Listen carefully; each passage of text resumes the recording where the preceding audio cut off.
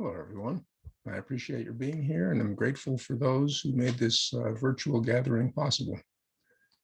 I think my role here is to assure you that when the members of the Hole in the Rock expedition got to the site of Bluff, their problems were just beginning.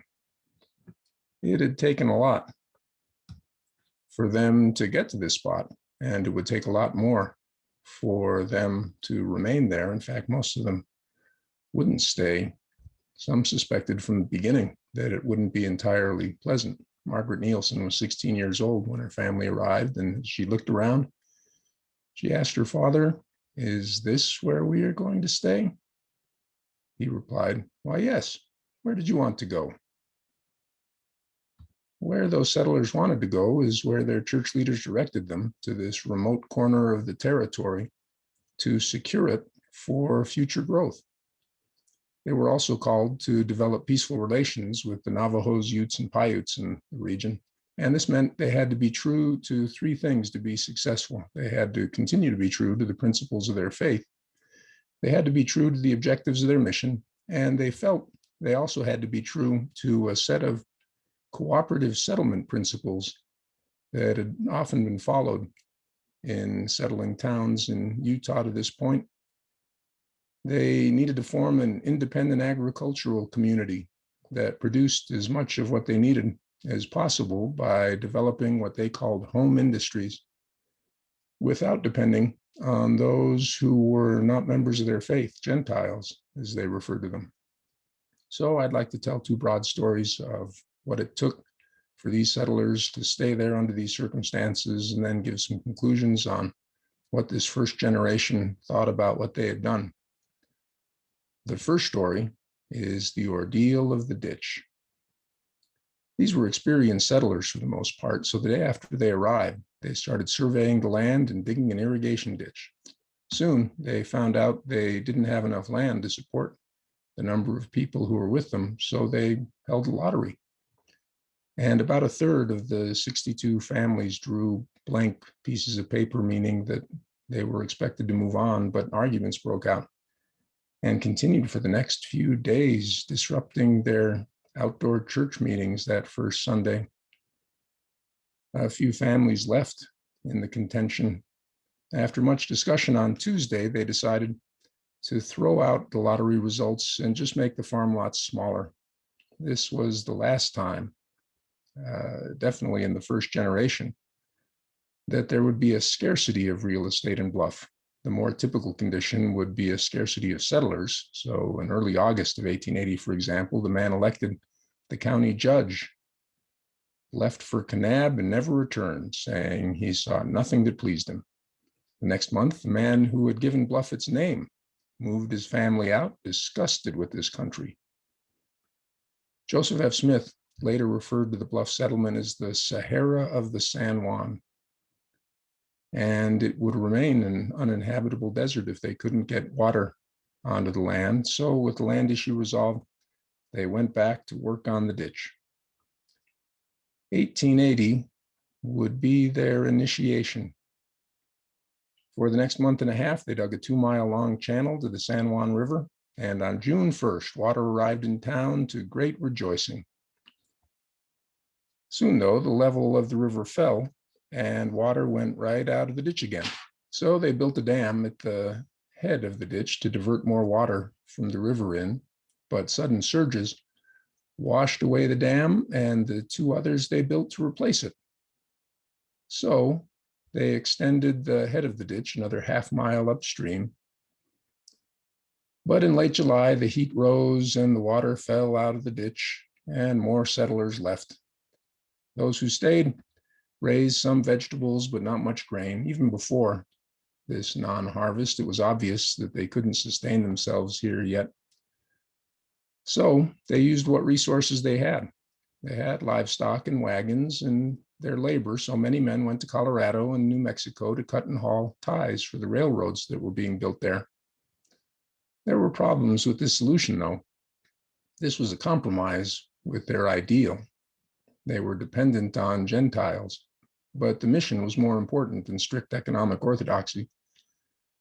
There were also spiritual dangers in these Western boom towns. Platt Lyman, for example, dubbed Amargo, New Mexico, the wickedest and most lawless town there ever was. This solution also left their families back in Bluff vulnerable. They knew little of their Indian neighbors or their intentions so far, and there were few men left in town.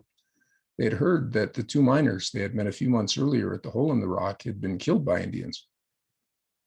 This solution also siphoned off more settlers. Silas Smith, the leader of the Hole in the Rock expedition, decided that Manassas, Colorado was a more desirable spot to settle than Bluff. It was still considered part of the San Juan mission, so he moved his family there soon after. In the fall, the men brought back enough grain and other supplies to get them through the winter, but they knew this wasn't the sort of village they were supposed to have. They were still, as they put it, a dry camp. William Hyde arrived later in the year, an experienced settler sent by Church President John Taylor to help out and trade with the Indians in the area. He found a rich, sandy soil that will grow almost anything, but it will take a good deal of labor to get the water out of the river. His initial impulse was, I do not think I want any of it. It is too hard a country and too hard to get at. The settlers had learned hard lessons this first year. They hoped to apply them in the second. There were promising signs. In early 1881, they started work on the ditch 3 months earlier than the previous year, and William Hyde installed a water wheel at Montezuma, a few miles up the river from Bluff. Bluff didn't have solid enough banks to do this, so the settlers there kept digging. The first water arrived in town 2 months earlier than the year before, and the town again rejoiced. Then they learned why it wasn't always a good idea to get water in too early. It didn't drop out of the ditch this year, but the San Juan surged, breaking the banks of the ditch in some places. So they made repairs, and then the water dropped out of the ditch. Then it surged again, broke the banks again, and they fixed it again. But despite their early start and increased labor, they still didn't get their crops planted until early June, the same as the previous year. Reading these clear signs, many men headed back to Colorado to haul freight again. Those who stayed installed a head gate at the start of the ditch to regulate the surges. Then the San Juan washed it out and sent it toward the Gulf of California, despite the efforts of some desperate Bluff men who tried unsuccessfully to lasso it as the river carried it away. The result was, once again, no general crop was raised, and this failure was more disappointing than that of the previous year, since they thought they had learned their lessons. Even worse, they concluded the ditch they had dug with such toil in those 2 years was worthless. They could either give up or dig another one the next year. So for the 1882 season, they worked harder, starting 2 months earlier than even the year before. The new ditch would be 2 miles longer to give it more fall.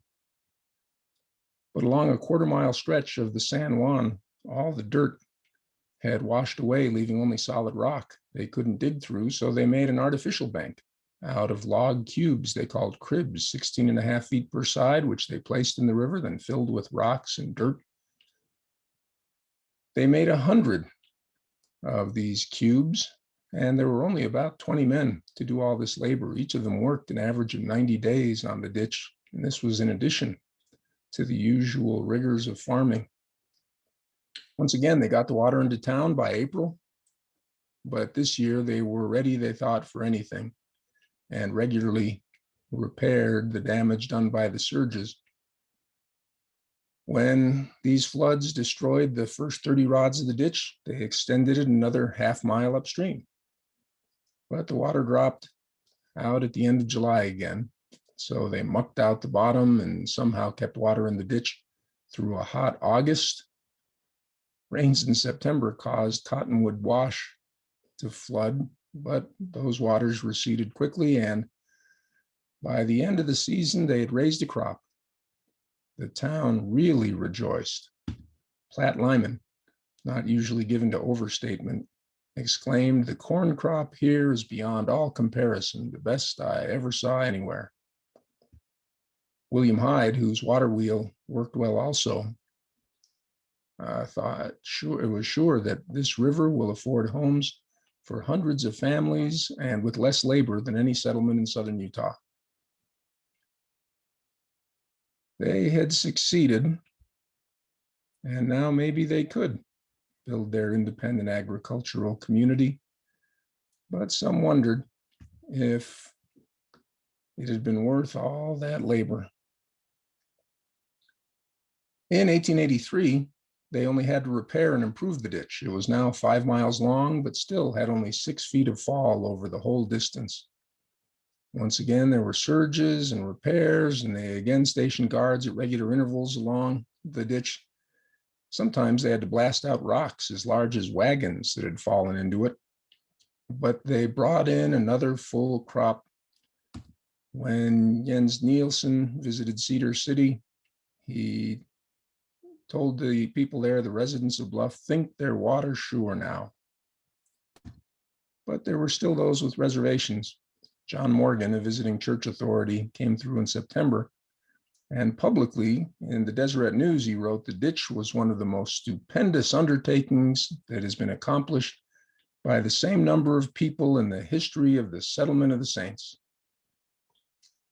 Privately, though, to Jody Lyman, who had been shot in the leg some time earlier, Morgan confessed, "I believe I'd prefer having both legs shot than have the job the boys have on that canal." But they went into 1884 with more confidence than ever. Many more families, encouraged by the results of the previous 2 years, came to settle in Bluff. They had 57 men to work on the ditch, the most ever. Plenty of water made it look like it would be an abundant year, and they faced it confident now that they were ready for anything. What they got were floods that came down the washes and deposited 18 inches of sand on some fields and a foot of mud in some homes, but they cleaned it up as well as they could and put in their crops by mid-April, the earliest ever. But the water kept coming. By the end of May, the head of the ditch was washed out again. And by June, the water level was 2 feet higher than anyone had seen before. The river washed away William Hyde's miraculous water wheel and almost the whole settlement of Montezuma. And the Bluff ditch was broken in so many places that there was no hope of repairing it or raising a crop. Of all the things to wreck their desert settlement, it was too much water. Many settlers left. The rest just waited for the official release from the mission to be delivered by church authorities. Those authorities were delayed, but arrived in September. They held 2 days of meetings leading up to the settlers thought their release. Instead, Erastus Snow and Joseph F. Smith announced Sunday evening they did not think it was wisdom to evacuate this place and lose one foothold we had gained. They called on all those who could muster faith to stay and try it a little longer. The vote after won a reluctant majority, but was not unanimous. So President Smith blessed those who wanted to leave, but doubly blessed those who would stay. Out of almost 250 settlers in Bluff and Montezuma at the beginning of 1884, fewer than 80 remained. The 18 families that stayed, generally the older ones with older children who could help with the required labor, were now committed to that spot. Bishop Nielsen, for example, began remarking that he had moved 6 times since arriving in Utah. "When I move from here," he would say, pointing to the cemetery, "I expect to move to the hill."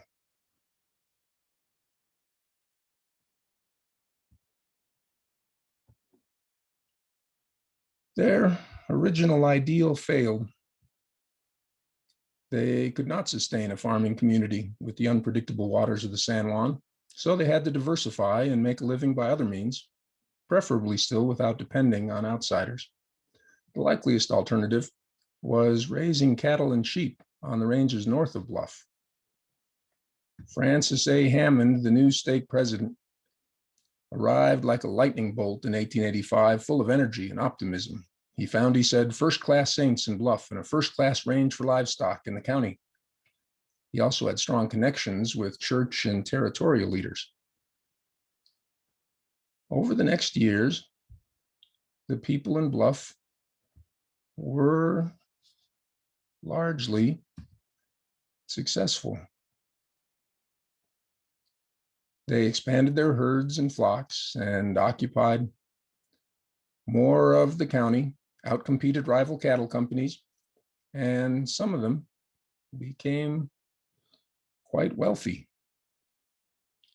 They diversified not only economically, but also geographically, starting settlements to the north in Verger, Monticello, and eventually Blanding. These settlements were closer to some of their ranges and could raise crops more consistently than Bluff. When church historian Andrew Jensen visited Bluff in 1893, many wanted him to record that Joseph F. Smith's double blessing to those who stayed in Bluff in 1884 had been literally fulfilled. But nothing was easy in their complex cosmography. Making money was never enough by itself. They still had to be true to their faith, their mission, and their cooperative ideals. Prosperity alone would make them failures, so the perils were many. Of course, they had to guard against the obvious vice of greed, but raising and selling livestock also made them dependent on outside markets. In the late 1880s and early 1890s, the San Juan Co-op paid annual dividends of 40%. Then the Depression of 1893 hit, and the dividends disappeared for the next few years, and the co-op fell $8,000 into debt, largely due to national price fluctuations the Bluff stockmen had little control over. They couldn't compete too much with each other for practical and spiritual reasons.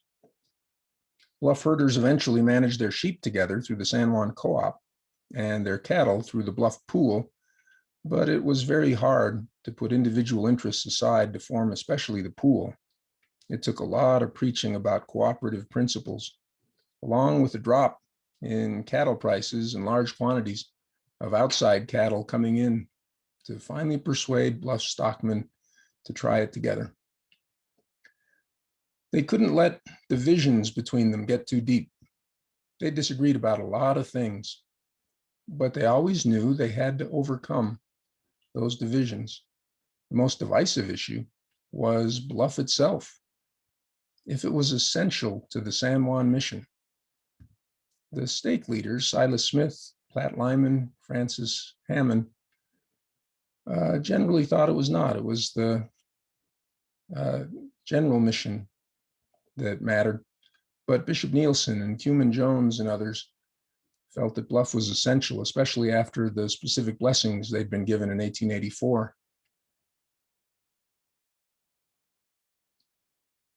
Sometimes things got very bad on this question. Once it was so bad that Bishop Nielsen refused to shake President Hammond's hand on the stand at church.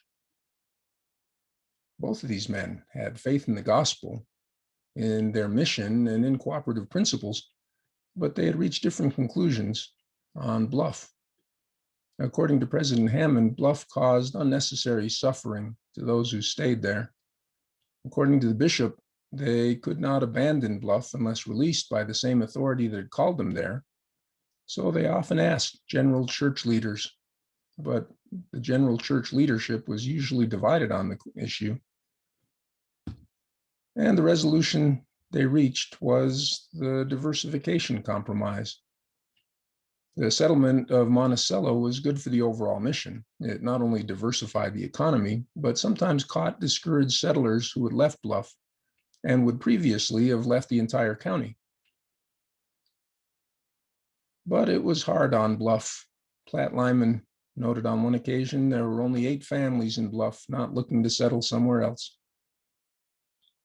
This still wasn't a total resolution. Even in 1895, President Hammond noted the subject is a source of constant irritation to the saints here. Another danger was that their prosperity changed the settlers' relations with the Indians. They had worked hard to build that relationship. By August of 1883, for example, Navajo women came to Bluff alone. Bluff settlers started leaving the fort with permission of their leaders and began moving on to their city lots. Both of these were signs of trust. The settlers knew that the Indians drew distinctions between Mormons and Americans, as they called them. They also knew that 30 whites had been killed by Indians from 1880 to early 1887 in San Juan County, but none of them had been Mormons. Now, though, settlers wanted to control the range. With the Navajos, the settlers were on the defensive because the reservation boundaries were expanding. They extended to the San Juan River in 1884, one of the few areas where Indians increased their land holdings in the late 1800s. Navajo herders sometimes grazed their sheep north of the San Juan River, which caused friction for the scarce grass. The bishop often organized diplomatic groups to persuade these herders to take their flocks south of the San Juan again. With the Utes and Paiutes, though, the Bluff cattlemen were on the offensive, expanding their ranges into land foraged by these tribes. The settlers negotiated for this privilege, but sometimes the results were disputed or controversial. In the middle of all this, land possession almost went the other way. During the late 1880s and early 1890s, many in Colorado were unhappy with the Southern Ute Reservation in the southwest corner of that state and proposed turning all of San Juan County, Utah, into the Ute Reservation. Colorado's congressmen supported this, and some years it looked very close to passage, and on a couple of occasions, many Utes assumed it had already been done, and so they came into San Juan County looking over what they assumed would soon be theirs, and this caused some very tense situations. While many settlers were upset at the prospect of losing the homes they had worked so hard to make, some more quietly hoped this might be their ticket out with the added bonus of government compensation. Removal, though, was ultimately defeated, and Bluff residents began building more permanent homes in the 1890s. Another issue involving the Indians was that some in Bluff thought the co-op got its profits at the expense of the Indians. As Francis Hammond said, the poor Indian sells his wool too low and pays too high for his goods. In 1892, Cuman Jones felt so strongly about this that he opened his own store. Bishop Nielsen and President Hammond quickly intervened. Physically and spiritually, they had to stay united. They couldn't separate spiritual from temporal affairs, so Cuman Jones relented. Another challenge was the cowboy lifestyle. This was hard on Bluff's families. The men were frequently away from home, out on the range for weeks at a time. As one Bluff child remembered, after kissing her father goodbye, we'd stand there and wave as long as we could see him. Oh, that was sad. We sure hated to see Dad go. And the prayers of those left in Bluff were still frequently to bless the Indians that they may have no power over us. It was hard on the cowboys. Physically, it's a very demanding life. And it's lonesome out there, and sometimes downright eerie at night. And spiritually, they were far from congregations and church meetings. But the cowboy lifestyle was especially tempting to Bluff's youth. The allure was very strong, and parents and leaders were alarmed since they considered the outside cowboys a low-lived set generally, with a few exceptions. The boys admired the stylish clothes, hats, lariats, revolvers, short rifle under the fender. The general devil-may-care attitude these cowboys had. Sometimes Bluff boys mocked others who tried to live their religion on the trail. Some drank, smoked, gambled, chewed tobacco, which led to frequent confessions in church meetings. On the 4th of July of 1891, for example, some inebriated Bluff boys shot up the co-op, and the next day they were reprimanded in church by the bishop and stake president. Francis Hammond asked for mercy and charity to be shown towards our wild boys. Bluff girls sometimes dressed too extravagantly to try to attract the outside cowboys. President Hammond mourned our girls are much too fresh in company with the outside element. Some Bluff youth invited cowboys to their dances. That was fine if they followed the rules and respected the authority of the floor manager. They had to remove their spurs, dance only when their numbers were called, and not smuggle in alcohol or guns. The best compliment that Bluff leaders gave the cowboys was they behaved like gentlemen.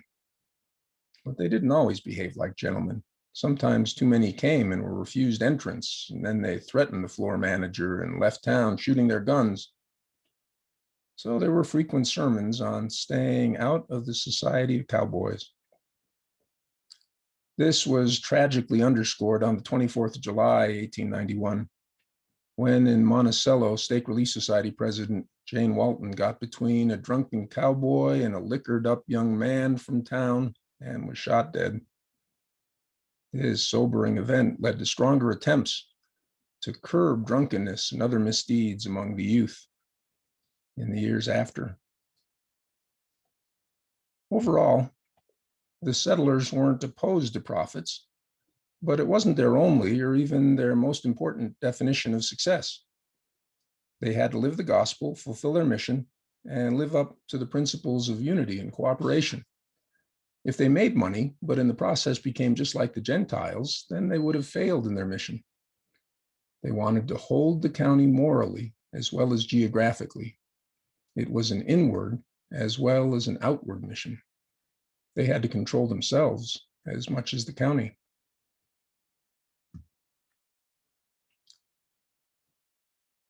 To us today, especially those raised on 20th century Westerns, the story of the settlement of Bluff is strange, almost an anti-Western.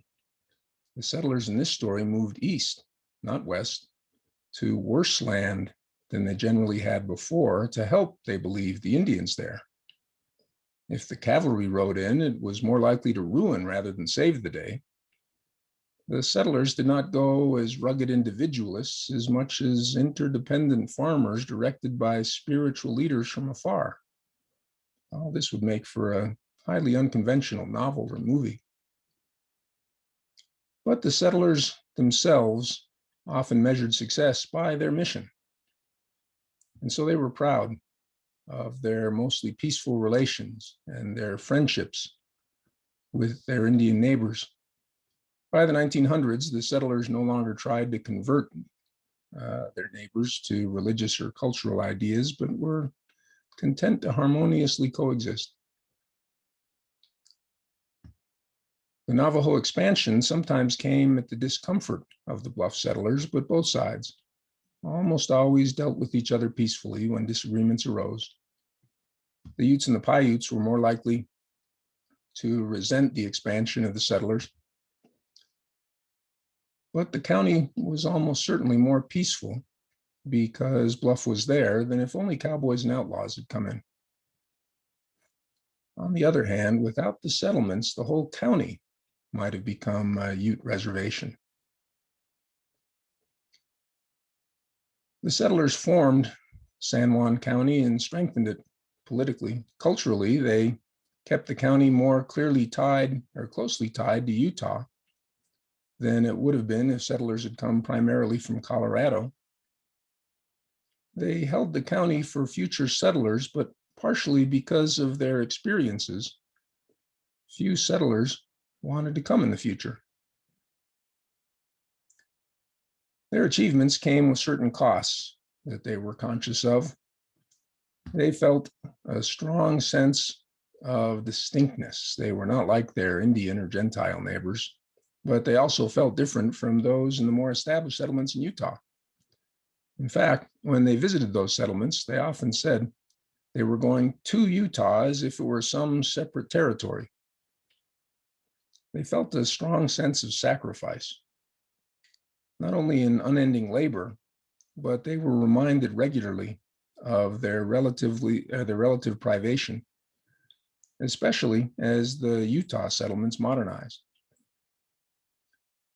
In 1894, at a time when Bluff residents returning from visits to Salt Lake City reported trolley cars, electric lights, and indoor plumbing, 14-year-old Albert R. Lyman reported, "My home is made of cottonwood logs, crooked as can possibly be used.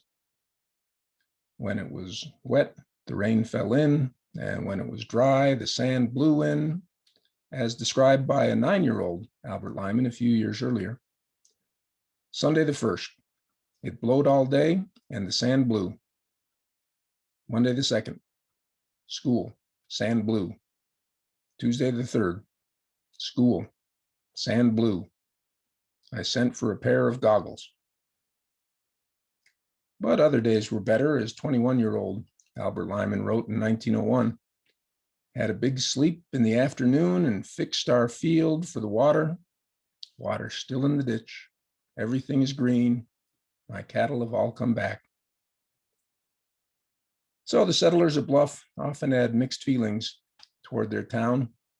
15-year-old Albert R. Lyman, later the great chronicler and champion of the region, wrote, "I have got the blues and do not intend to make this my abiding place for life." Francis Hammond, describing Bluff to a friend in Utah, said, "We have no doctor, no lawyer, no gambling houses, no poor that needs support in our midst. We are free from such things as afflict most all communities." Which sounds pretty good, but by then he lived mostly in Moab. Those who were still in Bluff after 1900 were generally satisfied with how they served their mission. By the early 20th century, as this first generation was growing older, they were more likely to observe the effects of their mission on themselves as well and on their faith. They were very proud of their record of church performance, the tithing they paid, that they put in practice the whole program of the church despite their limited numbers and their isolation, that they held the quarterly stake conferences, even though it required long distances to travel when they were held somewhere else, and the cleaning up of the town when they were held in Bluff. They were also increasingly conscious of what growing up in Bluff meant for the faith of their children. As Bishop Nielsen once put it, "Our greatest hope is with our children." By these years, they were gratified and somewhat relieved that so many of their once cowboyish young men had reformed and went on to serve missions. Platt Lyman was called out of Bluff to preside over the European mission, a dizzying change of scenery.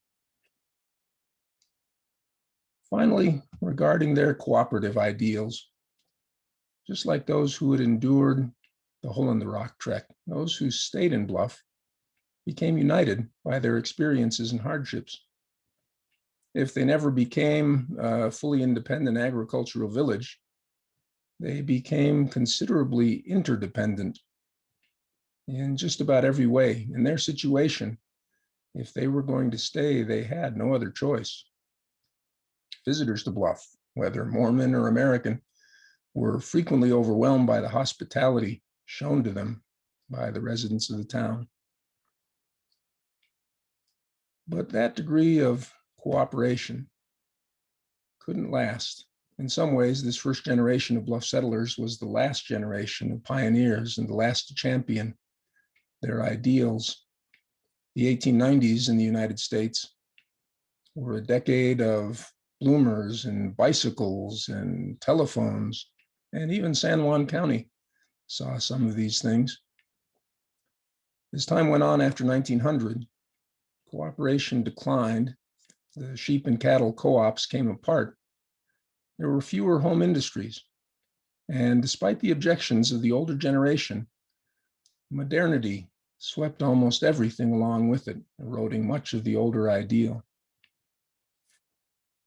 Overall, though, as this pioneer generation in its later years assessed their county, neighbors, family, faith, despite the prodigious toil and hardship they had endured, they were somehow persuaded, almost unanimously, that it had all been worth it. The fact that we are here today suggests some are still interested in and perhaps inspired by what they accomplished. Thank you.